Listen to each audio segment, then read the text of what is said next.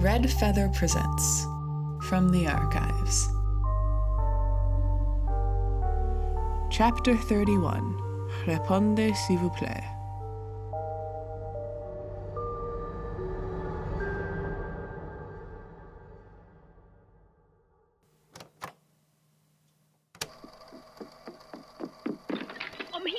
I'm here.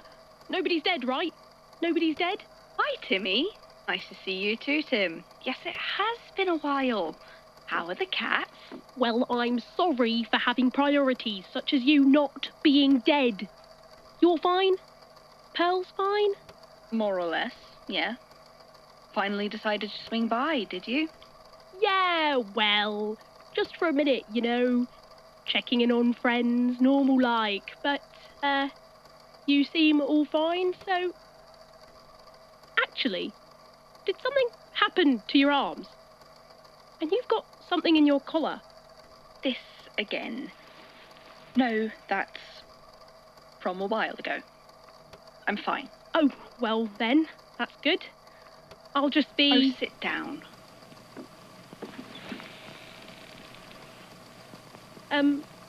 What? Nothing? I think. My brain just did a little... That was weird. It doesn't matter.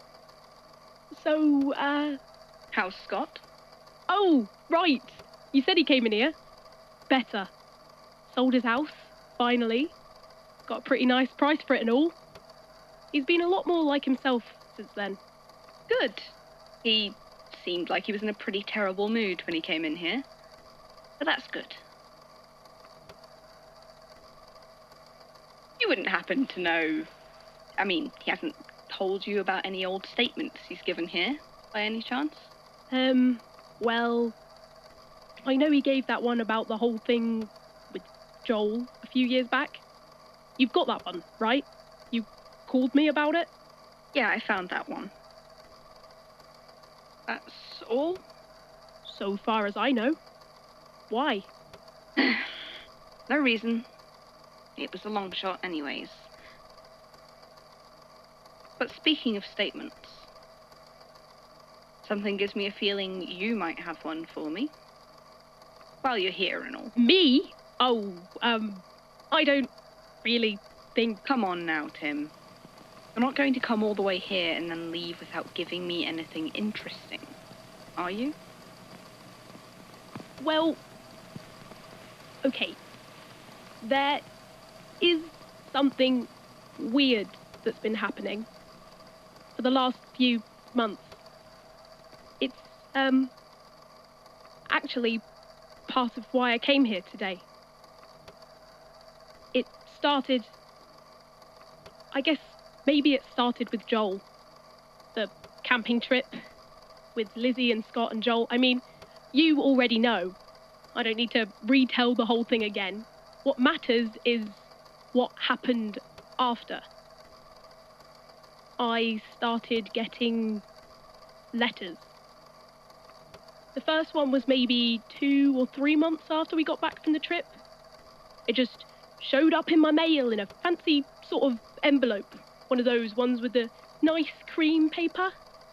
It was from somebody I'd never met, or at least somebody I didn't remember ever meeting, based on the name.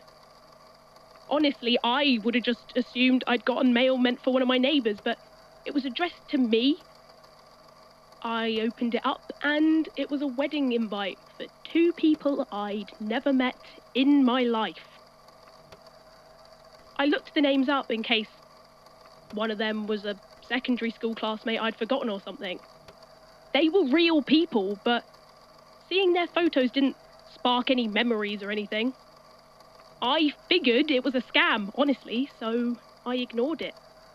I think I just threw it out. Now I sort of wish I'd kept it. Just to check up. I didn't know. Don't even remember the names now. I just forgot about it. At least until the next one. The next time it was a text. From a number that wasn't in my phone, mind. "Hey, Jimmy, we're thinking of going to a concert on Friday. Wanna come?" Or something like that. And a time and a place. Again, I would have thought it was the wrong number, but they had my name right. My next best guess was spam text, but, well, it would be a weird spam text, wouldn't it? They normally try to get you to click on links or something, not meet up for a concert. I texted back, just asking who it was, but I never got an answer. It kept happening every month or two. Sometimes it was paper mail, sometimes text, sometimes emails, always invitations, usually to some event happening in a week or two. Once, some guy literally stopped me on the street to invite me to a party. When I asked him why he invited me when I'd never even met him before, he just sort of shrugged and said he thought I was a friend of his and he'd like to have me there. It took me a while to even notice the pattern, honestly. It was just so innocuous, I guess is the word. And even when I did notice it, I wasn't, scared. Not then. It was just a weird thing that kept happening. I think at the time I was half convinced it was one of my friends pulling a long-term prank. I would have suspected Joel if not for, well, it would have been just his style, you know? But then, this past winter, in March, Scott invited me, Lizzie, and a couple other people to his place for a movie night. And I went. You know this story. We talked about it on the phone. I'm just glad I went back, eventually. I almost didn't. Figured he could take care of himself, and if he needed help, he'd call or something, but I just felt sure something was really, really wrong. And as it turned out, I'm pretty sure he would have died if I hadn't gone back to double check. Which is scary to think about. The idea that it was all down to me and how easily I could have messed it up. It was only after everything happened and we were both out the hospital that I realised that movie night had fallen right when I'd been just about due for another mystery invitation. And that scared me. I'd been able to just brush it off before that, right? Like, occasional weird letters and texts, whatever, nothing special, but with Scott, a friend of mine almost died. And I started wondering if there was something more to it. If I'd been missing something the whole time, like an absolute idiot. I went into my text history and looked up that concert, the one where I asked who was inviting me and never got an answer. And the first article that came up, apparently, the crowd was packed too close together at that show, and 5 people got trampled to death in the mosh pit. And I thought, I could have been there. I got invited there. What's that mean? After that, I followed up on as many of the invitations as I could find or remember. I'd thrown away a lot of the paper ones, but most of the texts and emails I still had saved. And every single one: bonfire at house party starts blaze, 3 dead. Hiking party vanishes in the Alps, all presumed dead. Road trips, parties, dinners. Every single time people were dying. And every single time I'd been invited. I wanted so badly to find one. Just one time nothing bad had happened. One time everyone had been fine. And I couldn't. There wasn't. It was just disaster after disaster after disaster.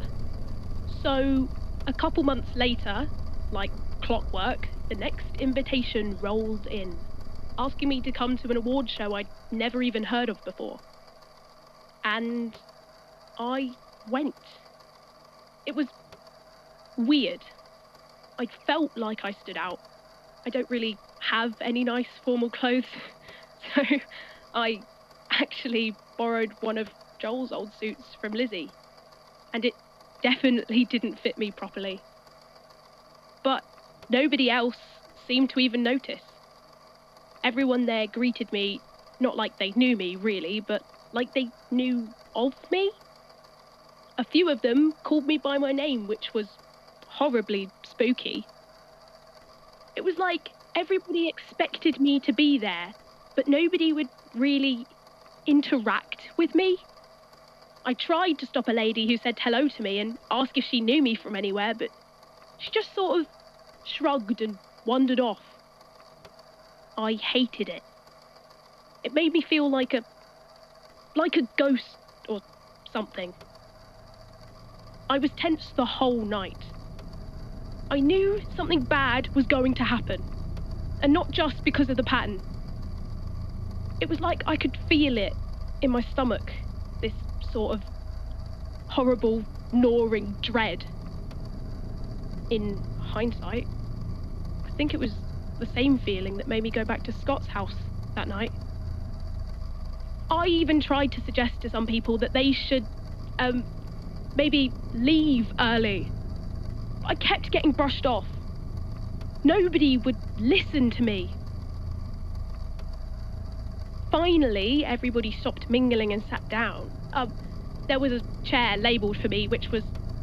I really didn't want to sit there, honestly, but everywhere else was full by the time I saw it, so I didn't have a choice. And the presenter came out and started giving out awards. To be honest, I don't even remember what they were for. Some sort of acting thing. I was so on edge, I wasn't even listening. And then, right towards the end, right when I started to think that maybe me being there had somehow countered whatever weird curse was happening or something, I heard a creaking.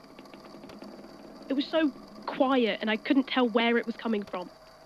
I looked around to see if anybody else was hearing it, but nobody was even paying attention. They were all looking at the stage.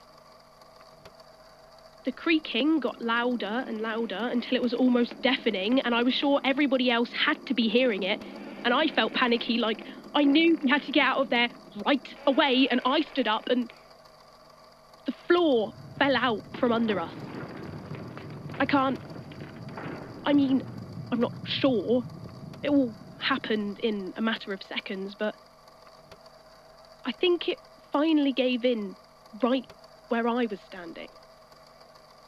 I remember falling. I remember hitting the ground and the worst noise I've ever heard, and everything hurting for just a moment. And then everything went dark. I woke up at home, in bed. For a second, I'd thought it had just been a dream.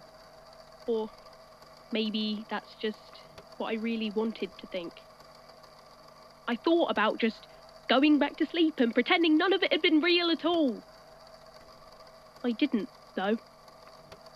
I got up. I had to know.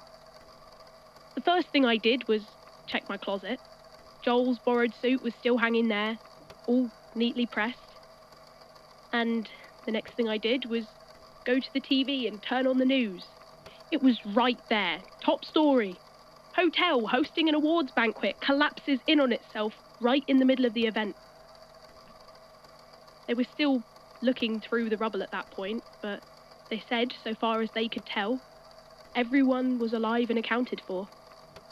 They said it was a miracle. I guess maybe it was. Didn't feel much like one to me. I don't get the rules. If there even are any. I don't know if me being there makes things worse or better. I don't know if the one time nobody died was a fluke or not. I don't even know if I'm going to go to the next thing when the invitation comes, because it's going to come. I'm sure of that. When you mentioned on the phone that I should come to the archives sometime. I wasn't sure, if it counted or not. So I kept putting it off and hoping that if we both eventually just forgot about it, nothing bad would happen. But that didn't happen. When you told me Pearl was in the hospital, I was sure that I'd messed up and that she was going to die because of it. So I'm just, I'm glad you guys are all okay. Wow, I did not mean to talk that much. Sorry. Oh, that tends to happen in here. I'm hardly complaining, though. Makes for good research material. Very good. Right. You are okay, though. I'm... Sorry, what? Okay. Are you okay? Oh, me? Fine as a fiddle. You don't need to worry about me. I'm better than I've been in a while, really. This job's really been good for me. If you say so. If that's all then, I'm going to go home. And please don't get in touch and ask me to go anywhere, just in case. Sure. Hey, wanna go to a theme park this weekend? Don't!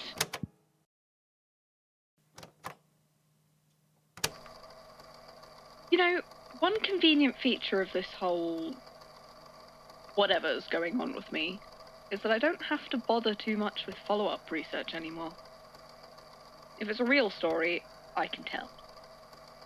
Fake ones are just obvious.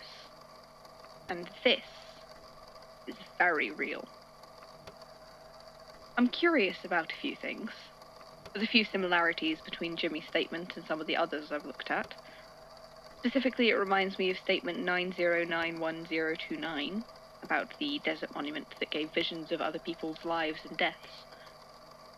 Obviously, the circumstances are very different. Something about them just feels the same. I'm not sure. And that camping trip. Lizzie, Jimmy, and Scott have now all been in here at some point or another about supernatural occurrences in their own lives. And knowing what I do now, I feel certain there's more to what happened there than Scott was able to understand when he came in to give his first statement. Which only leaves the one question. Where's Joel?